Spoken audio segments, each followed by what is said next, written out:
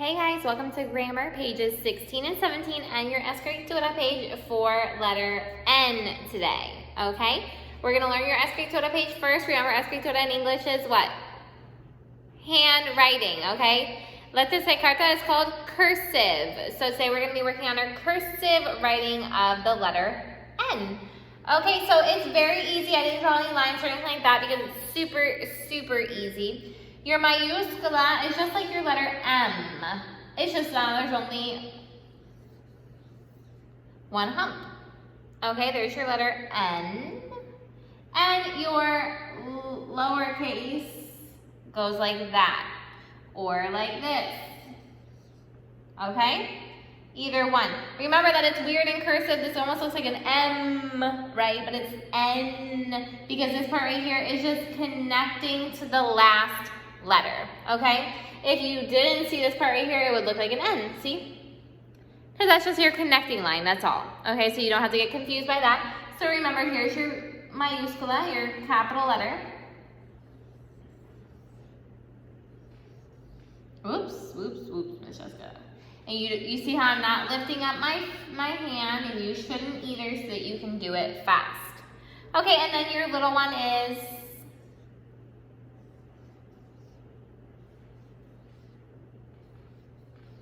like that, okay? See how they almost all look differently, but it's just because I'm making my connecting lines just a little bit differently depending on how my hand moves because you go a little bit fast for cursive, right?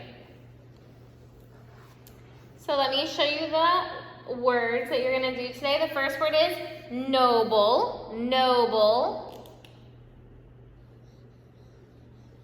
When you say someone's noble, it means that they have a good character, okay? Noble. Like that, okay? Then the word is nurture. Again, like I said, I know it looks like an M, but it's just a connecting line, okay? What I do when I do mine is I write it like this, okay? So it almost doesn't look like an M. Nurture. Don't forget to cross your T.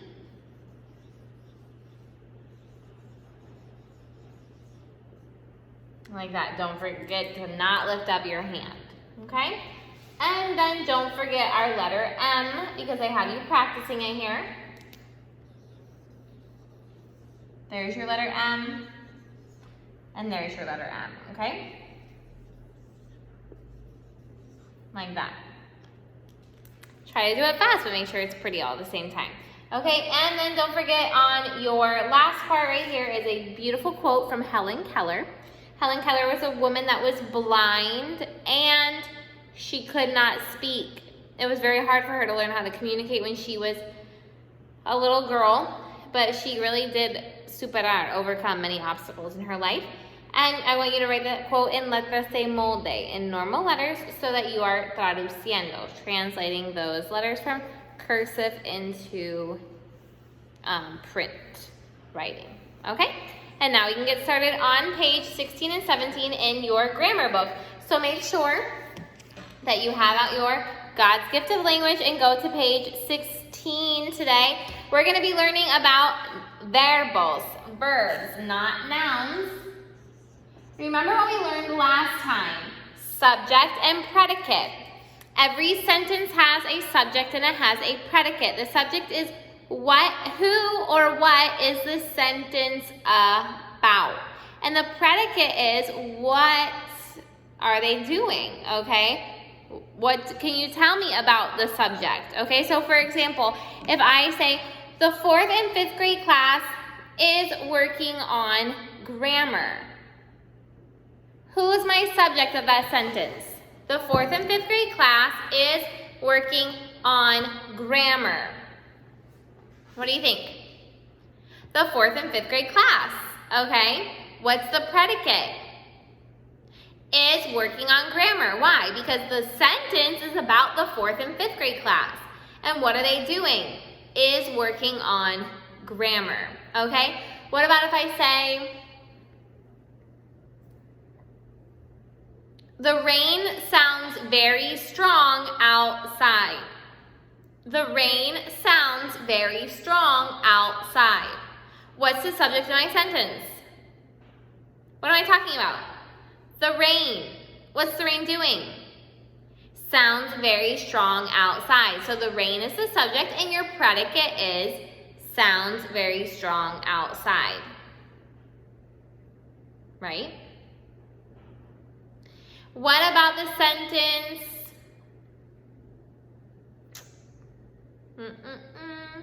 Ethan lives in Utila. What's the subject of my sentence? Ethan, the sentence is about Ethan. What's the predicate? What is Ethan doing? Lives in Utila, right? Okay. What about Frankie goes to the beach? What's my subject? Frankie. What's my predicate? Goes to the beach, okay? So today, we're gonna be learning about what makes a predicate. A predicate always starts with a verb, okay? So what is a verb? Look at page 16. It says effective communicators use verbs to express actions. So remember guys, what's an effective communicator? Someone that speaks or writes so that people can learn and understand. So they use verbs to express actions because what is a verb? It says right here, read it with me. Put your finger on the blue box. Read it with me. A verb is a word that usually shows action. Okay? So, goes to the beach. Goes is your verb. Lives in Utila. Lives is your verb, right? Is working on homework. Is your verb. Eats is a verb. Writes is a verb. Studies, sleeps, talks, looks, hears, jumps, leaves, swims.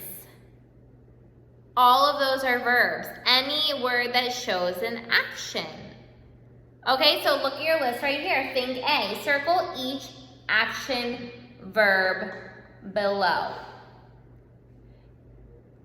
Eat, beautiful, lovely, save, share, throw, slowly hug, climbs, 7, cuddly, cozy. Not all those words are action words. And I'm not going to tell you the translations either because now that you guys are using phones, I'm sure you can ask your mom to use Google Translator if you need to look up some words that you don't know. Okay, but I know that you guys are learning a lot of words, so I'm sure that you can get this. There are 1, 2, 3, 4, 5, 6. 6 verbs in that list right there. Find all 6 of your verbs and circle them. Don't adivinar, don't guess, don't invent. Ask yourself, is this word an action? Like look at the word beautiful. Can you beautiful? You can be beautiful, but is beautiful an action? No, beautiful is a description of someone, okay? But look at the word eat. Can you eat? Yes, and we do a lot, right? It's an action. So eat is one of the verbs, but beautiful is not. So go ahead and find them. 6 verbs, including the word eat.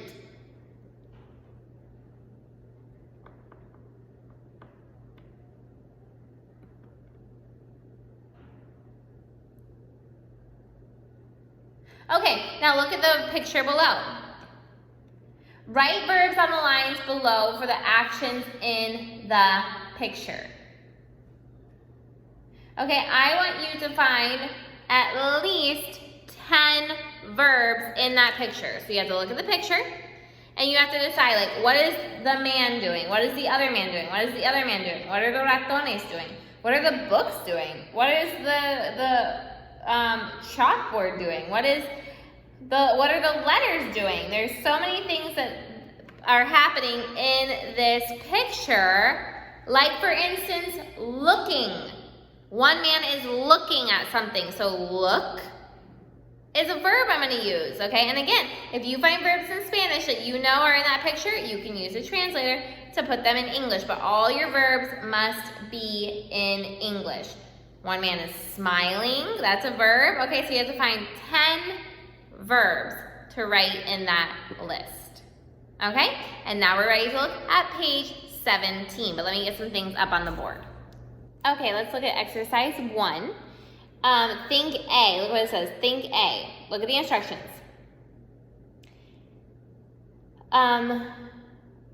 Draw a line between the subject and predicates of parts of each sentence. Then underline each action verb in the predicate 2 times. So we already know how to split up the sentence. We split it up between the subject, what the sentence is about, and then the predicate is what is that subject doing, right? So let's look at the first sentence. The path disappears beyond that hill, okay? El camino desaparece. I'm going to send you a translation of this so that you know what is the action, what's not the action, and you can, if you're confused. Okay, this part I'm going to help you on the translation. El camino desaparece. So, what is the subject of this sentence? The path. That's what it's talking about. And what does the path do? It disappears beyond that hill. But what is the verb? Look at instructions number 2. Say underline the action verb in the predicate 2 times. What is the verb? Disappears. Disappears. So that's how you do number 1. Okay? Number 2. Hikers stay away from the poison ivy. Okay, hikers stay away from the poison ivy.